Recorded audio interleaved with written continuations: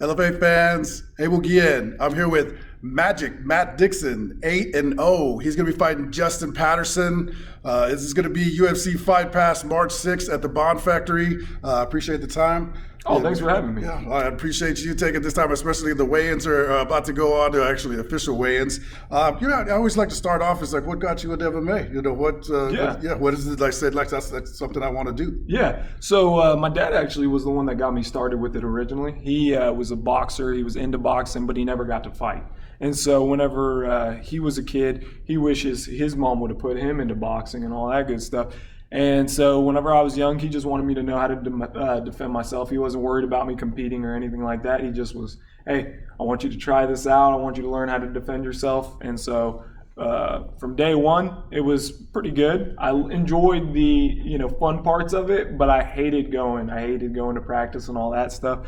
But I didn't really understand the sport. It wasn't until I was like 12 years old, that's when I started to actually watch the sport for myself. And I actually watched Anderson Silva compete. And whenever I watched Anderson Silva compete, that instantly pulled me right into the sport. So, as far as like your amateur career, a lot of people have like different stories. How would you rate it? Like, how would you say, like, did you get into the cage? You're like, okay, this is what this sport's all about. Yeah, my amateur career was a good one. Fortunately, I want to say, as far as in mixed martial arts, in Oklahoma, you have to be 18 to start. So I actually had quite a few kickboxing fights. I had one boxing match as far as amateur and all that good stuff. I had done a lot of grappling tournaments. So I had some good opportunities to compete and to kind of work on some things that were going to help me inside the MMA cage. So by the time I actually turned 18, I want to say I had about 8 fights as far as kickboxing, and then if you include boxing, I guess 9. And then I had one San Shao fight, which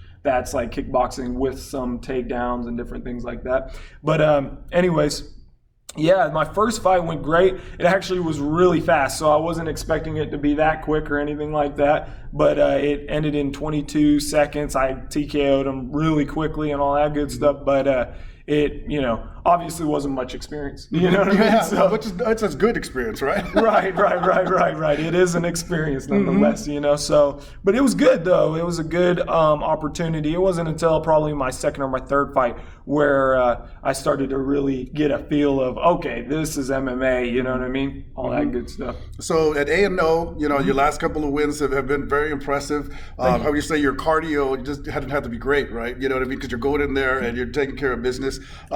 Yeah, so just explain your last couple of fights. Were you just really impressed, or you're like, okay, that was really good results, but I could fix this and fix that. Absolutely, yeah. Grind never stops, right? You know what I mean? Gotta constantly stay relentless on your goals and improving and all that good stuff. So yeah, every day, man, I'm working on a lot of different things. So when I look at those fights, I see things that I did do right, and I'm glad about those things, but I also, really am just focused on improving and getting better and all that good stuff. So, I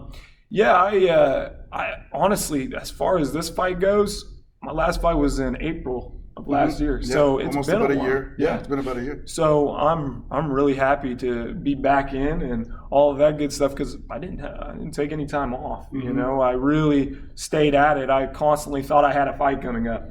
So it's been a wild year, but now we have one. It's set in stone. I got a game opponent, and so let's go. Let's do it. You know what I mean? Exactly. LFA, you got Justin Patterson, a very tough guy. As soon as I saw this fight and I saw you, you got big, strong guys, that like to be physical. So what is it that you and your coaches have, seen in Justin, and what are you preparing for? There's a lot of different things. Fortunately, I've actually been watching him for a long time because he's fought a lot of my past opponents. Okay. And he does everything well. So I'm not overlooking him by any means. He is obviously a southpaw. He fights from a southpaw stance.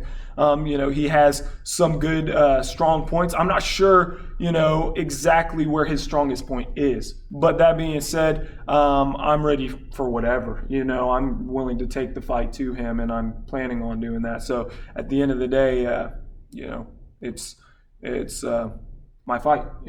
Yeah, I'm looking forward to seeing you fight. I know there's always the people behind, the fighter. So talk a little bit about your coaches and the people that go into making you. Oh, making me you? Well, I can't, be me without God. I'm born again Christian, so I got to have that credit. But my coach is Craig Blacklock, right out of WCF Tulsa. I've been with him ever since I was 14, so pretty much my entire career. And yeah, I mean, my coach. I also have a phenomenal team out there. You know, we've worked with a lot of really good guys. I mean, obviously, we're in Tulsa, Oklahoma, so we're not in like one of the mega spots as far as gyms are concerned and all that. But we've traveled around and really gotten some good experience outside the cage as well too. So WCF Tulsa, if you're in Oklahoma, it's definitely the place to be.